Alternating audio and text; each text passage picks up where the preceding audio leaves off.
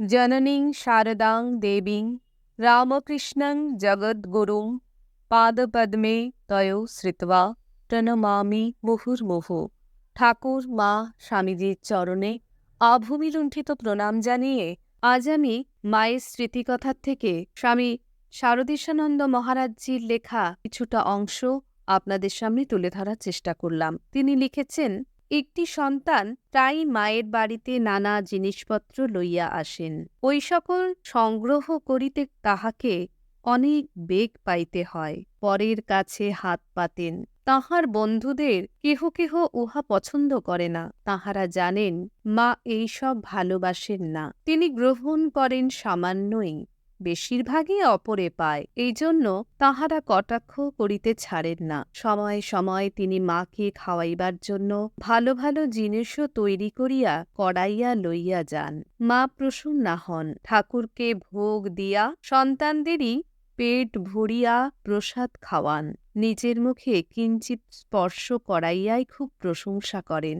বন্ধুগণের সমালোচনায় সন্তানটি তাহার উদ্যম হইতে নিবৃত্ত না হইলেও তাহার মনে একটু ক্ষোভ জন্মিয়াছিল বোধ হয়। একদিন মায়ের বাড়িতে জিনিসপত্র লইয়া গিয়াছেন। উপস্থিত কেহ তাহার এইরূপ পরিশ্রম ও কষ্ট করিয়া সর্বদা জিনিসপত্র বহিয়া লইয়া যাওয়া দেখিয়া দুঃখ প্রকাশ করিয়া বলিলেন, কেন এত কষ্ট করা? মা কিন্তু তাহার কথায় সায় না দিয়া সন্তানের দিকে চাহিয়া ভাব মিশ্রিত আর্দ্রস্বরে বলিলেন, ভক্ত না দিলে ভগবানকে কে দেবে বাবা? সন্তানের হৃদয় অতীব পুলকিত হইল। তিনি জিনিসপত্র লইয়া পূর্বাপেক্ষা ঘন ঘন যাতায়াত করিতে লাগিলেন। কিন্তু কিছুদিন পরেই আবার এক ভীষণ মুশকিলে পড়িলেন। মাকে খাওয়াইবার জন্য খুব সুগন্ধ সরু চাউল দূর দেশ হইতে জনৈক ভক্তের সহায়তায় সংগ্রহ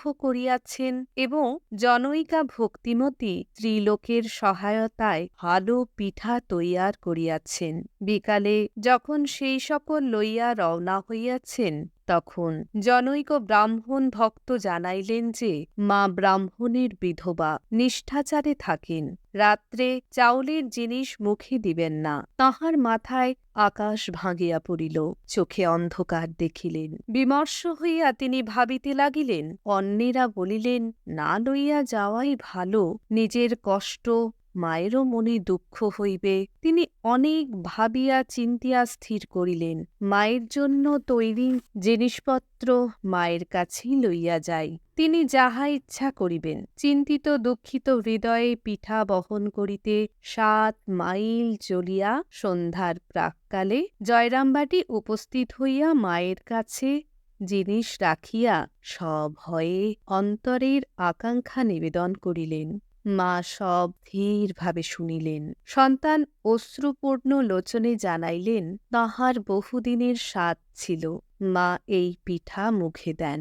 মা সহর্ষে বলিলেন, বাবা, মুখে দেব বই কি? তুমি এত দূর থেকে বই নিয়ে এসেছ, এত কষ্ট করে তৈরি করিয়েছ, আর একজন দূরদেশ থেকে কষ্ট করে পাঠিয়েছে, রাত্রে ঠাকুরকে দিয়ে মুখে দেব, তুমি এজন্য চিন্তা করো না। তারপর উপস্থিত আরেকজন সন্তানকে লক্ষ্য করিয়া সস্মিত বদনে বলিলেন, ছেলেদের জন্যে আমার কোনো নিয়ম কানুন ঠিক থাকে না। সন্তানগণের হৃদয় আনন্দে ভরিয়া গেল।